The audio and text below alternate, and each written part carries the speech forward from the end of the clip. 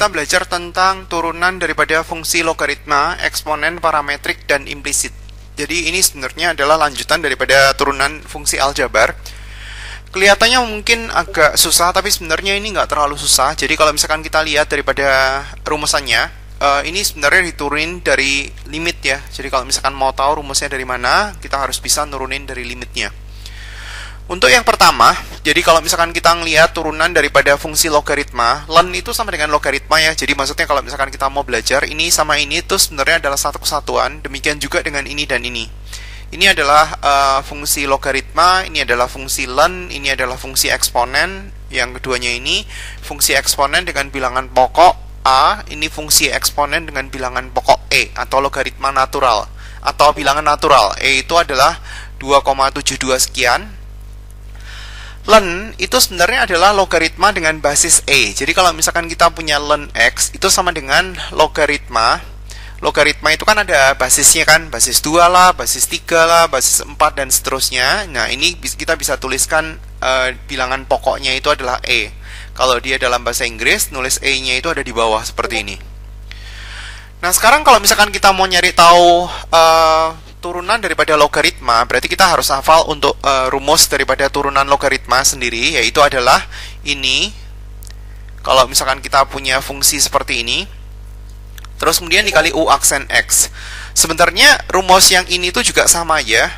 Jadi kalau misalkan kita tulis Y sama dengan len UX, dan kalau misalkan kita ganti logaritma dengan basis E.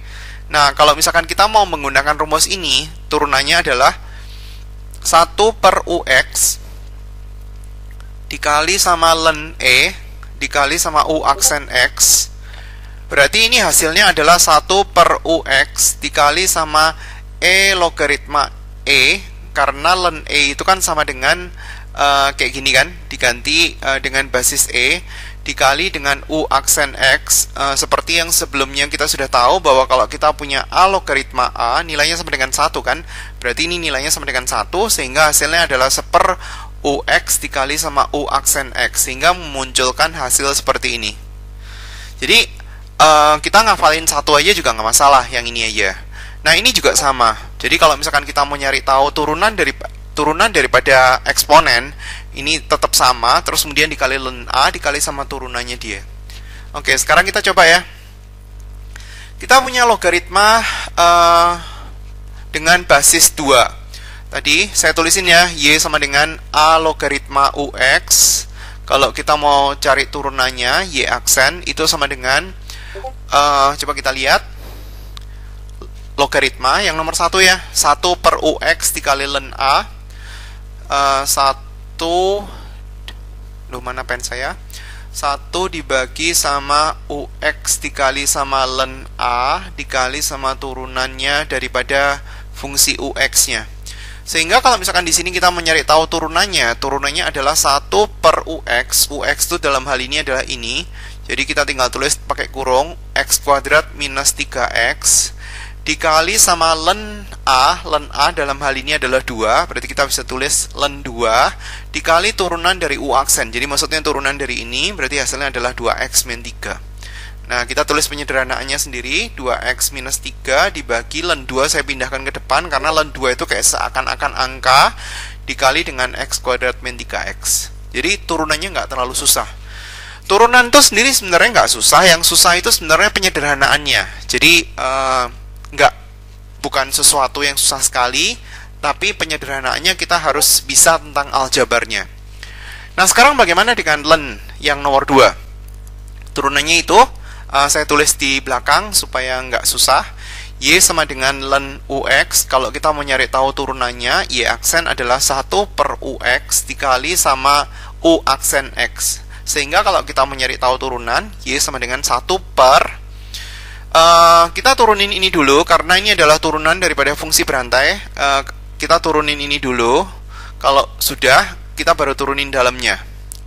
Turunin itu dulu. Berarti adalah 1 per 3X pangkat 4 minus 5X dipangkatin 4. Udah. Terus kemudian baru kita tulis daripada turunan yang berikutnya. Jadi kita mau turunin yang ini. U aksen X. Turunan dari itu 4-nya pindah ke depan, seperti turunan fungsi aljabar biasa. 5x, ini pangkatnya pangkat 3, jangan lupa, jadi dalamnya sama, tapi pangkatnya dikurangi 1. Terus kemudian dikali turunan dalamnya lagi. Dikali turunan daripada ini, berarti hasilnya adalah 12x pangkat 3 minus 5. Terus kemudian tinggal diatur posisi supaya dia tuh bagus, ada yang bisa disederhanain atau enggak. Kita tinggal tulis 4 3x pangkat 4 minus 5x pangkat 3. Nanti disederhanain dengan yang bawah 3x pangkat 4 minus 5x pangkat 4 ini. Ini tinggal diatur posisi di sebelahnya. Ini tinggal dicoret, ini dicoret, ini coret, berarti tinggal 1 biji. Kita tinggal tulis 4 12x pangkat 3 minus 5 dibagi dengan 3x pangkat 4 minus 5x. Itu hasil turunannya. Kemudian yang berikutnya, kita harus bisa mengaplikasikan kapan dia membutuhkan U kali V atau enggak. Dalam hal ini adalah variabel kali variabel. Jadi kalau misalkan kita cari, ya kita ngaliinnya caranya tinggal U kali V. Kan ada rumusnya kan, U aksen V. Saya tulis di sini ya, U-nya sama dengan X kuadrat, V-nya sama dengan ln X. Nah, cari turunannya. Turunan daripada X kuadrat itu adalah 2X. Turunan daripada ln X itu adalah 1/X dikali sama turunan daripada X, berarti 1, nggak usah ditulis. Jadi kita tinggal cari tahu turunannya. Nah, sekarang diturunin sendiri-sendiri karena ini ada tanda plus sama min. Ini U kali V. Tulis dulu ya, pakai kurung. U aksen kali V plus U kali V aksen dikurangi yang ini diturunin, berarti hasilnya adalah 2. Terus kemudian berikutnya ini turunin, hasilnya adalah 0. Nah, tinggal disederhanain aja.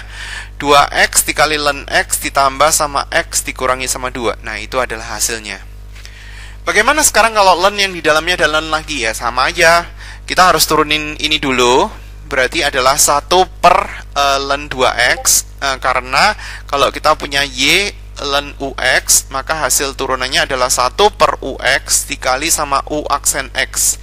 Jadi kita turunin ini dulu. Hasilnya adalah ini, terus kemudian baru turunin dalamnya.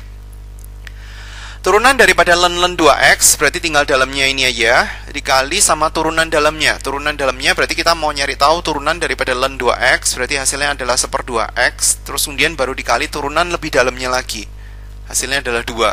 Terus kemudian tinggal diatur posisi. Turunannya adalah 2 ini bisa dicoret, 2 sama 2-nya ini bisa dicoret, berarti tinggal 1 per x ln x ln 2x. Itu hasilnya.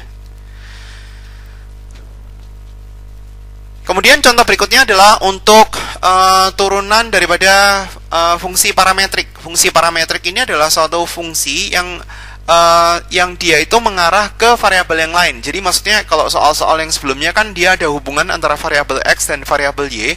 Ini mengarah ke variabel yang lain. Kalau misalkan kita tulis di sini, ini kan berarti kan variabelnya itu adalah variabel t. Ini juga variabel t. X-nya dalam T, Y-nya dalam T. Bagaimana caranya kita mencari turunan daripada Y aksen? Maksudnya adalah dy per dx. Ini kan biasanya kita tulis dia sebagai Y aksen. Nah, kita nyarinya itu adalah dy per dt dulu. Maksudnya Y-nya ini diturunkan terhadap variabel T dibagi dx per dt. Kan kalau misalkan kita coret kan hasilnya kan dx per dt kan. Nah, di sini kita cari dx per dt-nya itu berapa. Terus kemudian di sini kita cari dy per dt-nya itu berapa. Nggak terlalu susah. Tinggal diturunin kayak biasa. Turunan daripada 2t kuadrat yaitu adalah 4t. Turunan daripada 4 itu hasilnya adalah 0, nggak usah. Kemudian dy per dt turunan daripada 1 itu adalah 0, nggak usah ditulis sebenarnya. Turunan daripada 5t itu adalah 10t ditambah sama 2. Nah, kita tinggal tulis ke hasil yang di sini. dy per dt-nya itu adalah minus 10t ditambah sama 2 dibagi sama dx per dt-nya itu adalah 4t. Mau disederhanain boleh, enggak juga boleh. Kalau kita mau sederhanain berarti tulis masing-masing. 10t dibagi sama 4t ditambah 2 dibagi sama 4t. Jadi kita bisa tulisin minus 5 per 2 ditambah sama 1 per 2t. Itu adalah turunan fungsi parametrik. Nggak terlalu susah kan ya? Nah, sekarang ini agak susah. Ini adalah turunan fungsi implisit. Yang dinamakan fungsi implisit adalah kalau misalkan dia itu ada perkalian antara kedua fungsi. Kalau yang ini enggak, karena ini enggak ada perkalian antara variabel X dan Y, dan dia sudah ngumpul. Y-nya ngumpul di sebelah kiri sendiri, X-nya ngumpul di sebelah kanan sendiri. Nah, ini enak, caranya nurunin gampang. Ya, turunannya seperti biasa, turunan dari 2x kuadrat itu 4x, turunan dari 5x itu adalah 5, turunan daripada 6 itu adalah 0. Jadi kayak seperti ini aja. Tapi bagaimana sekarang kalau misalkan dia kecampur kayak seperti ini? Ini kan kecampur. Ini kan dia di sini kan ada y, terus kemudian di sini ada y kuadrat. Kalau kita mau bikin dia ke dalam y sama dengan, terus kemudian baru kita turunin, jadinya agak susah. Caranya seperti ini ya. Saya kumpulin y-nya itu ke sebelah kiri semua, ditambah sama y dikurangi sama 2x kuadrat y sama dengan 6. Ini kayak biasa aja kan, ngatur posisi aja. Terus kemudian saya kumpulin jadi satu karena dia itu ada yang y kuadrat dan ada yang y.